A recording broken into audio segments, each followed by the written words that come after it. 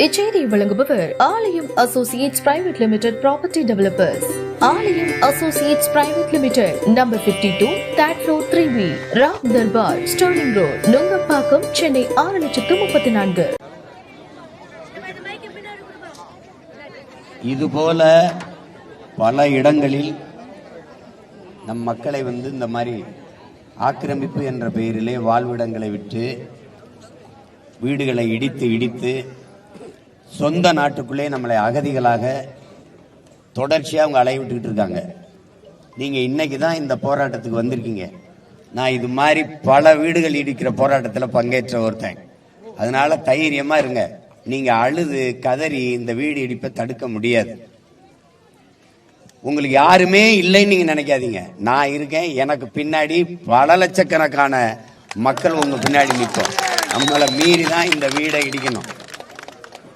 இவர்கள் ஒரு ஒரு ஒரு முறையை வச்சுக்கிறாங்க. எப்படின்னா, யார் வழக்கு போட்டான்னு தெரியாது.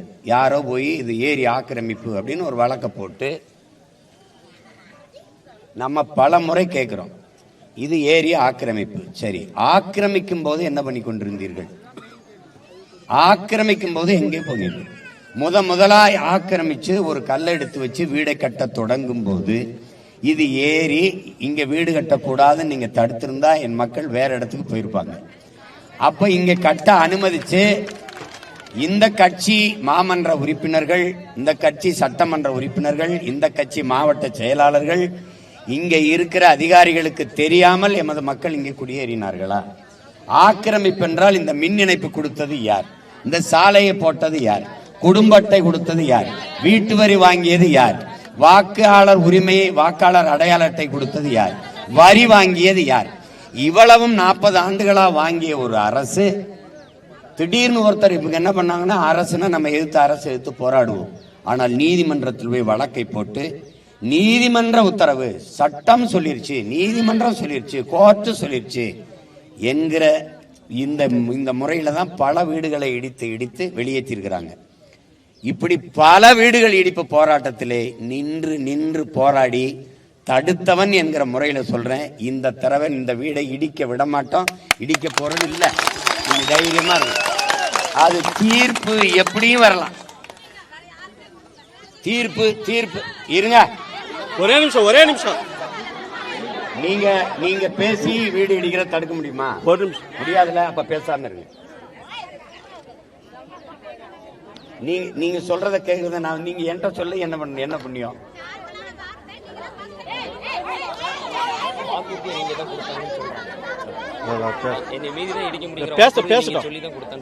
இங்க பாருங்க, பல இடம் இங்க மட்டுமா, அங்க மதுரையில ஏர்போர்ட் கட்டுறதுக்குன்னு வீடு இடிச்சு கூப்பிட்டு இருக்கான், வா இங்க அப்படின்னு.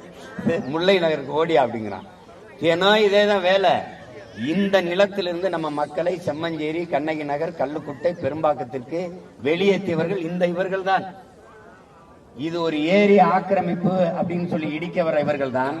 பரந்தூர்ல 12 ஏரியை தூத்து விட்டு ஏர்போர்ட் கட்டுறதுக்கு துடிக்கிறார்கள் இவர்கள் தான்.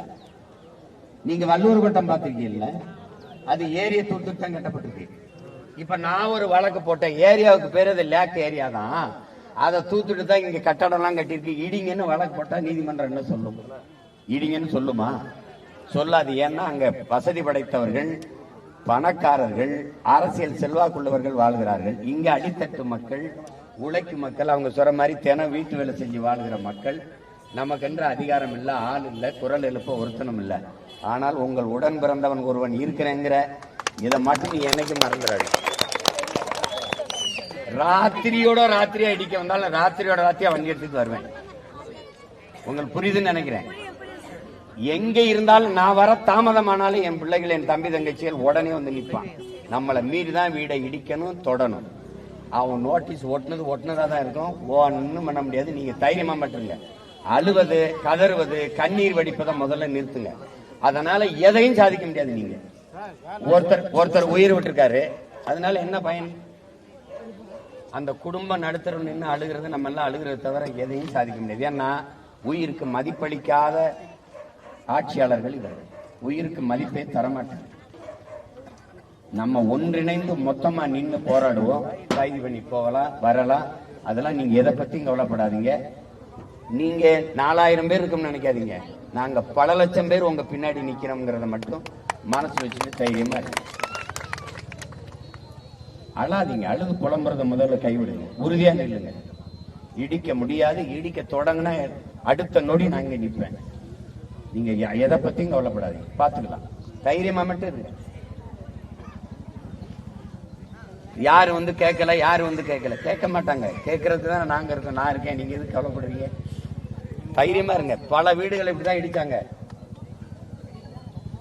அங்க ஓடி போய் நின்னு போராடி தடுத்திருக்கேன். இதையும் தடுப்பேன். நீங்க நம்பிக்கையோட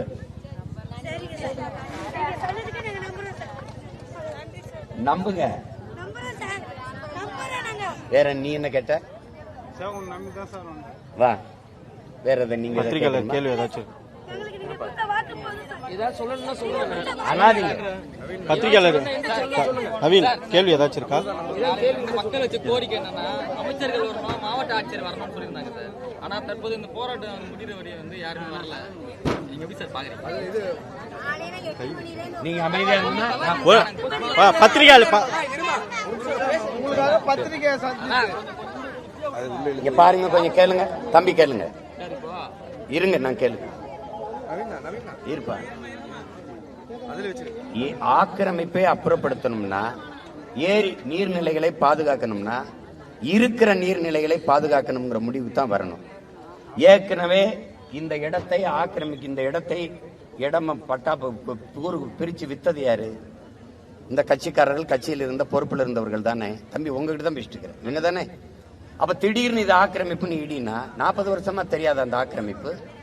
இருக்கிற நீர்நிலைகளை பாதுகாரு. புதிதாக யாரும் ஆக்கிரமிக்காம தடுங்க. இதுதான் இருக்க முடியுமே ஒழிய, ஏற்கனவே வீடு கட்டி வாழ்ற பண்ணி MMDA காலனின்னு ஒண்ணு இருக்குது, குடியிருப்புகள். அது ஏரியில தான் கட்டப்பட்டிருக்கு. திருவள்ளூர்ல நீதிமன்றம் ஏரியில தான் கட்டப்பட்டிருக்கு. மதுரை நீதிமன்றம் ஏரியில தான் கட்டப்பட்டிருக்கு. வள்ளுவர் கோட்டை ஏரியை தூத்துட்டு தான் கட்டப்பட்டிருக்கு. பல அரசு கட்டிடங்கள் ஏரியில தான் கட்டப்பட்டிருக்கு.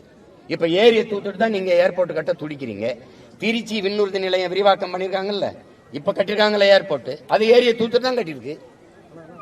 இந்த மக்களை 4000 வீடு, இந்த வீட்டை வந்து இந்த 2500 வீட்டுக்கு மேல அந்த வீட்டை குடியே இடிச்சு வெளியேற்றினா இந்த குழந்தை குட்டிகளை கூட்டிக்கிட்டு எங்க போவாங்க இந்த மக்கள்?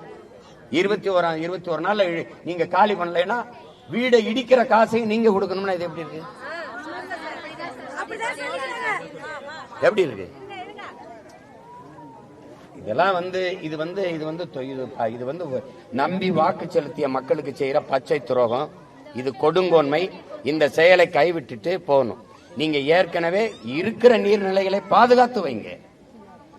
புதிய நீர்த்தேக்கங்களை உருவாக்குங்க. புதிதாக யாரும் ஏரி நீர்நிலைகளை ஆக்கிரமிக்காம தடுங்க. அதைதான் செய்யணும். இப்படி ஒவ்வொரு முறையும் மக்களின் வாழ்விடத்தை நீண்ட காலமா இங்க 40-50 வருஷமா வாழ்கிற மக்களை, அடித்தட்டு உழைக்கும் மக்களை, அவங்களுக்கு யாரு இல்லைங்கிற முறை இடிச்சிட்டு வெளியேற்றி சொந்த நாட்டுக்குள்ளே எங்களை அகதிகளாக என் மக்களை நீங்க அலைய வைக்கிறீங்க. எல்லா இடங்கள்லையும் சிப்காட்டுக்கு தொழிற்சாலைன்னா 2000 ஏக்கர் எடுக்கிறேன்னு அங்க இருக்கிற வேளாண்குடி மக்களை வெளியேற்றுறீங்க. விண்ணூர்தி நிலையம் கட்டுறோம், நீங்க ரோடு போடுறோம், 8 வழி சாலை போடுறோம்னு வாழ்ற இடத்துல எல்லாம் எங்களை வாழ்ற இடத்தை விட்டு வெளியேறி சொந்த நிலத்திலே நாங்கள் அகதிகளை அலைய வேண்டிய நிலைமை இருக்குது. இந்த செயல்களை ஆட்சியாளர்கள் கைவிடணும். நீதிமன்றம் சொன்னா கேட்கணும்னா நீட்டை எழுதணுங்குது. அதை ஏற்கிறீங்களா எதிர்க்கிறீங்களா? எதுத்தானே நீங்க போராடுறீங்க? நீதிமன்றம் சொல்றதெல்லாம் கேக்குதா? காவிரியில தமிழர்களுக்கு உரிய நதிநீரை கொடுன்னு கர்நாடக அரசுக்கு சொல்லுது, கேக்குறாங்களா? இந்த வீடு மக்கள் குடியிருப்பை இடிக்க கூடாது, நாங்க இடிக்க விட போறது இல்லை. அது எப்படி தீர்ப்பு வந்தாலும் மக்களோடு மக்களா நின்று நாங்கள் இந்த வாழ்விடங்களை நாங்கள் வந்து இடிக்க விடாம தற்காத்து போராடுவோம். இதுதான் நாங்க எங்களால செய்ய முடிஞ்சதுதான். இடிக்க கூடாது. இனிமேல் நீங்க ஒரு முடிவுக்கு வாங்க. இனிமேல் நீர்நிலைகளை ஆக்கிரமிக்காம தடுங்க. இருக்கிற நீர்நிலைகளை பாதுகாத்து வைங்க. சரி, நான் கேட்கிறேன், நீங்க பள்ளிக்கரணை ஏரியை குப்பை கொட்டி முன்னவே வேறு பள்ளிக்கரணை ஏரியை குப்பை கொட்டி முன்னு திமுக அதிமுக ஆட்சி தானே, இந்த தலைவர்கள் தானே. அதுக்கு யார் பொறுப்பேற்கிறது? யாரு பொறுப்பேற்கிறது? இங்க இருக்கிற கவுன்சிலர், இங்க இருக்க MLAக்கு தெரியாம மக்கள் குடியேறிட்டாங்களா? அப்ப ஏரின்னு தெரியாதா? இந்த மின் கம்பத்தை ஊண்ட வந்தவனுக்கு தெரியாதா அது ஏரின்னு? இந்த மின் இணைப்பு கொடுக்க வந்தவங்களுக்கு எரிவாயு இணைப்பு, குடும்ப அட்டை, வாக்காளர் உரிமை, ஓட்டு உரிமை கொடுக்க வரும்போது வரி வாங்கும்போது தெரியாதா? இந்த ரோட போட்டவன் யாரு? ரோட போடும்போது இது ஆக்கிரமிச்சு கட்டப்பட்ட வீடு, இதுக்கு எதுக்கு ரோடுன்னு ஏன் கேட்கல? வச்ச மரம் இதெல்லாம் எத்தனை வருஷம் இருக்கு இந்த மரம்? இன்னைக்கு வந்து திடீர்னு வீடு ஆக்கிரமிச்சு கட்டப்பட்டிருக்கு. இடினா என்ன அர்த்தம்? சரி, இடிச்சு எடுத்துட்ட ஏரியாக்க போறியாத என்ன பார்க்க போற? சொந்த நாட்டுக்குள்ள என் மக்களை நீங்க அகதியாக்கி வேலையை விடுறீங்க. ஒரு நாள் இதே மாதிரி ஆட்சியாளர்கள் நீங்க அகதிகளா சுத்துற காலம் வரும். இந்த மாதிரி வேலைகளை நீங்க பண்ணக்கூடாது. முதல்ல புரிஞ்சுக்கணும். எவ்வளவு பெரிய அதிகாரம் ஆட்சியின் கீழ விழுந்திருக்கு.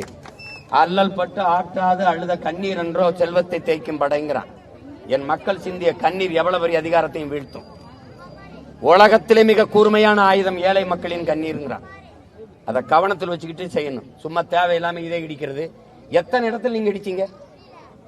ஆதி குடிகள் வாழ்ந்த கூவாத்து கரையில இருந்த எல்லா வீடுகளும் இடிச்சு செம்மஞ்சேரி கண்ணகினர் கல்லுக்கோட்டைக்கு வெட்டி விட்ட எத்தனை வீடு?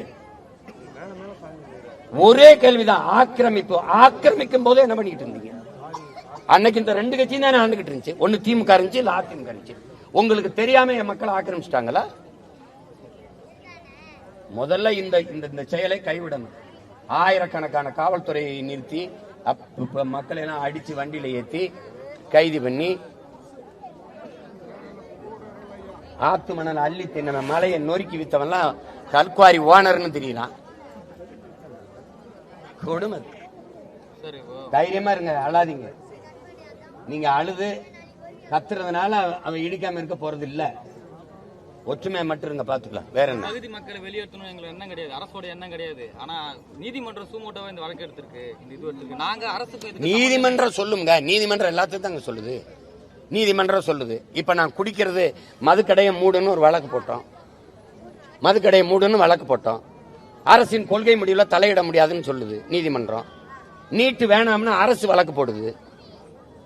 அது அரசின் கொள்கை முடிவு. நீட்டு எழுதுன்னு நீதிமன்றம் சொல்லுது.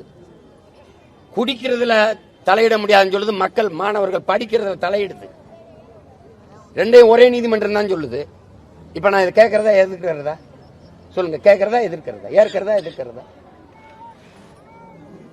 அரசின் கொள்கை முடிவுல தலையிட முடியாது, டாஸ்மார்க்க மூட முடியாது, மூட சொல்ல முடியாதுன்னு சொல்லுது.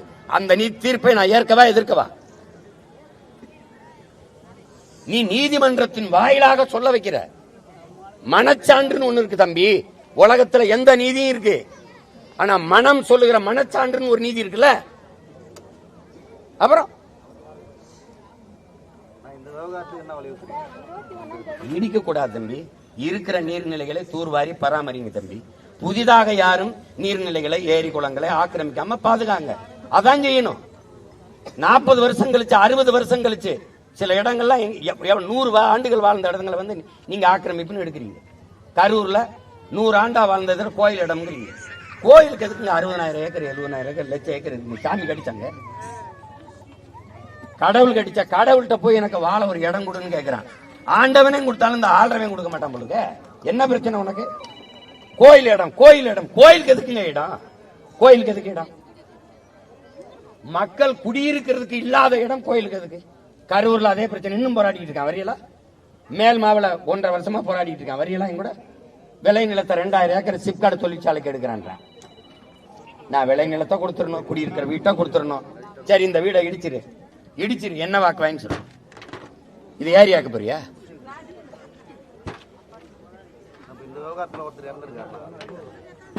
இறந்திருக்காரு, நான் அவசரப்பட்டாருன்னு சொல்றேன். இவங்க உயிருக்கு மதிப்பு கொடுப்பாங்களா? இந்த ஆட்சியாளர் கொடுப்பாங்களா? தீக்குளிச்ச அத்தனை 1000 பேர் செத்தோம், லட்சக்கணக்கான மக்கள் செத்தோம். 850 பேர் மீனவர்கள் மீன் பிடிக்க போற இடத்துல செத்துருக்கான். 20 பேர் காட்டுக்குள்ள செத்தோம். எவன் எழுதிருக்கான்? யாருக்கு வருவா? யாரு வருவா?